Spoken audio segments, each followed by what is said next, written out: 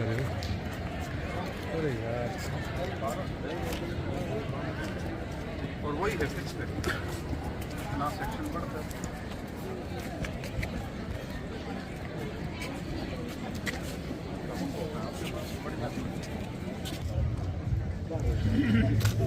Welcome sir, welcome ma'am.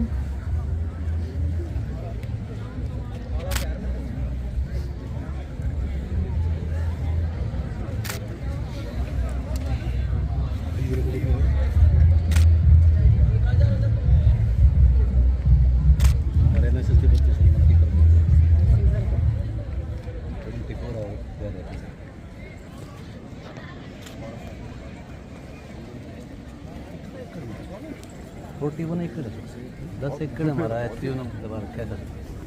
जब partition हुआ ना तो दीवार क्योंकि उसमें प्रिंसिपल करनी था। सांसद लोकसभा हिसार हमारे मध्य में पहुंच चुके हैं।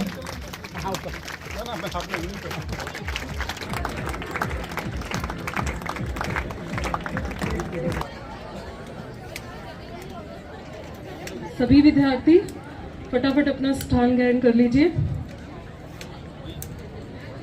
Respected Principal Ma'am, Dr. Deepmala Lohan, our esteemed chief guest of today's inaugural function, Shri Brijment from Hisar Lok Sabha, respected Vice Principal and convener of this event, Shri Krishan Kumar Ji, dear students.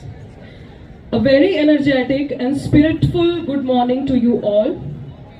As a token of appreciation and respect, firstly I request volunteer Upasana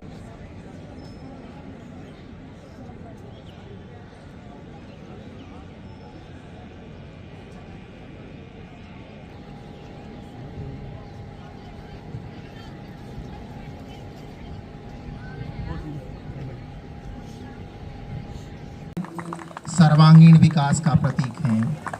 आप अपने स्थान पर बैठे रहें, केवल दिशा परिवर्तन क्रम का समापन होगा तभी तक आप धैर्य बनाकर बैठे रहें। आपने अपनी उपस्थिति से कार्यक्रम को गरिमा प्रदान की है। आप बैठे रहें, कार्यक्रम की शोभा आपकी संख्या से है और आपकी उपस्थिति से है। वक्ता भी तभी बोलता है जब सामने श्रोता हो।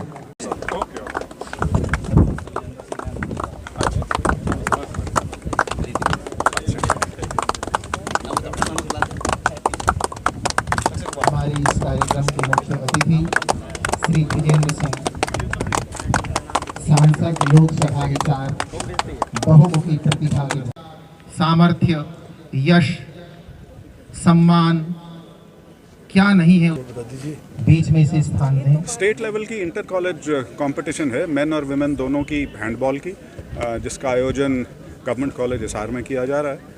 और इसमें करीब 23 टीम्स आई हैं पूरे प्रदेश से। और यही है कि उम्मीद है 3 दिन का जो ये टूर्नामेंट है इसमें अच्छा प्रदर्शन होगा खिलाड़ियों द्वारा, और जो बच्चे हैं कॉलेज के और आसपास से कोई देखने आए तो वो इनका आनंद उठाएं। सर लगातार एक खबर आ रही है कि चौधरी बिंदर सिंह कांग्रेस में जा सकते हैं, इसके बारे में स्पोर्ट्स के इवेंट पे भी ये पूछोगे? कोई बात नहीं सर। देखो मुद्दे तो रहते ही कॉलेज के सर, लोग खड़े हैं यहाँ, एक इस पे मैं नहीं बोलूँगा। चलो सर, एक ये फ्रेम में ये लोग हैं, ठीक नहीं लगता। हाँ, बढ़िया बढ़िया। सर, किसानों का आंदोलन चल रहा है, 4 दौर की बातचीत खत्म हो चुकी है, लेकिन कोई बात नहीं बनती नज़र आ रही है, तो आपको क्या लगता है कि किस तरीके से इस मुद्दे को सुलझाया जा सकता है?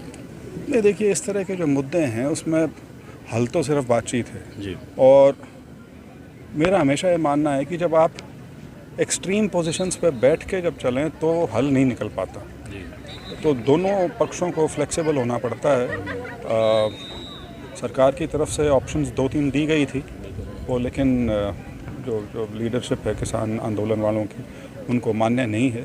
मेरा अभी भी ये मानना है और हमेशा से ही है, बातचीत अगर चलती रहेगी तो हल भी निकल जाएगा। तो इसमें क्या लगता है क्योंकि सिर्फ पंजाब के किसान कुछ बैठे हैं, कुछ वामपंथी संगठन के जुड़े हुए लोग, और हरियाणा के सिर्फ कुछ हिस्सों का है, बाकी पूरे देश की अगर हम बात करें तो कहीं से भी किसान इस आंदोलन से नहीं जुड़ा है। देखिए, ये आंदोलन अभी जिस स्टेज पे है, ये स्टेज तो आप सही कह रहे हैं, वही है कि सिर्फ पंजाब के किसान और कुछ वामपंथी लीडरशिप के नेतृत्व में मेरे ख्याल से वो हैं। लेकिन यदि हम इसको ये सोचें कि ये इतना ही है तो शायद थोड़ा सा मैं मानता हूँ ठीक नहीं होगा, क्योंकि इस तरह के आंदोलन जो हैं वो समय के साथ बढ़ते हैं।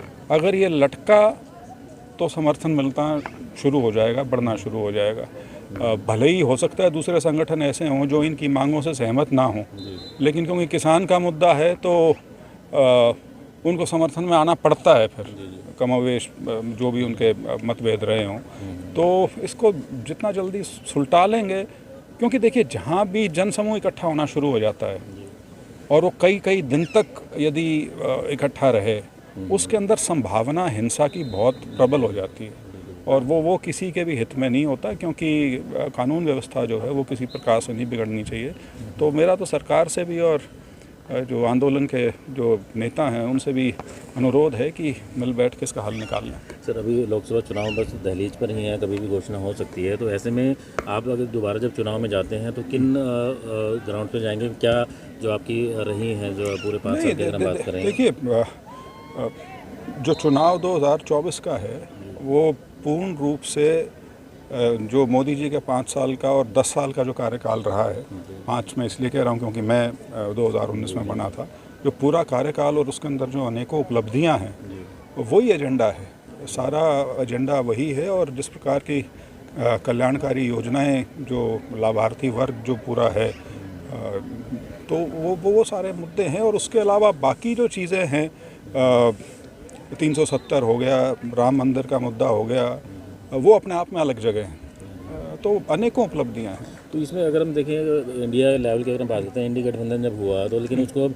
जगह जगह झटके मिल रहे हैं। हरियाणा के अंदर, पंजाब के अंदर भी आम आदमी पार्टी कह रही है हम साथ में नहीं लड़ेंगे, अकेले चुनाव लड़ेंगे। तो ऐसे में मतलब क्या लगता है कि कांग्रेस को क्या पोजीशन रहने वाली, मतलब कांग्रेस की? नहीं, देखिए, मैं कभी चुनाव के बारे में प्रेडिक्शन तो नहीं करता, लेकिन इंडी गठबंधन जो है वो तो स्वाभाविक सी चीज़ है कि मृत प्राय है। मतलब आप उसको मानना चाहें कि गठबंधन है तो अलग बात है, लेकिन गठबंधन वाली कोई बात नहीं, क्योंकि आप यदि प्रदेश वाइज अगर चलें, प्रदेश स्तर पे यदि जाएं, तो ये जो गठबंधन है इनमें जो विरोधाभास है ये वो यही है कि ये सब अपने अपने प्रदेश में कांग्रेस से टूट के निकले हैं, या कांग्रेस का वोट बैंक जो था वो उनके पास शिफ्ट हुआ है। तो ऐसा नहीं है कि वो बीजेपी को उस प्रकार से कोई हानि पहुंचा रहे हैं। तो उनकी आपस की लड़ाई है, अब वो कैसे उसको सुलटा पाएंगे वो बड़ा मुश्किल काम है, क्योंकि अभी तक तो आसार यही है कि वो सुलटने का कोई आसार ही नहीं है। एक दूसरे भी सर बात चल रही है कि वीरेंद्र सिंह जी को लेकर चर्चाएं हैं कि मतलब दूसरी पार्टी ज्वाइन कर सकते हैं, दूसरी तरफ उन्हें भाजपा की चुनाव समिति का सदस्य बनाया गया है। तो ऐसे में क्या लगता है? नहीं, देखिए, एक तरफ बातचीत है, दूसरी तरफ तथ्य है। तथ्य ये है कि वो चुनाव समिति के, भारतीय जनता पार्टी के प्रदेश का जो चुनाव समिति बनी है उसके सदस्य हैं। तो बाकी तो अटकलबाजी तो आदमी कुछ भी कर सकता है, इलेक्शन का टाइम है, अफवाहों का बाजार गर्म है। सर, पिछले दिनों मेयर का चुनाव हुआ चंडीगढ़ में, और कल या परसों चुनाव का वो डिसीजन भी दिया कोर्ट ने, तो उसको लेकर आप क्या कहना चाहेंगे? कि बीजेपी की काफी रहा कि नहीं, जब सुप्रीम कोर्ट ने फैसला कर दिया और मेयर इलेक्ट भी डिक्लेयर कर दिया, उसके बाद मेरे विचार की या मैं क्या सोचता हूँ उसकी कोई अहमियत नहीं। सुप्रीम कोर्ट ने किस तरह से हुआ एक ये मामला, क्या कितना सही था ये कि उसमें काटे के सुप्रीम कोर्ट ने जब गलत कहा है तो गलत ही हुआ होगा, बात खत्म। ठीक, थैंक यू।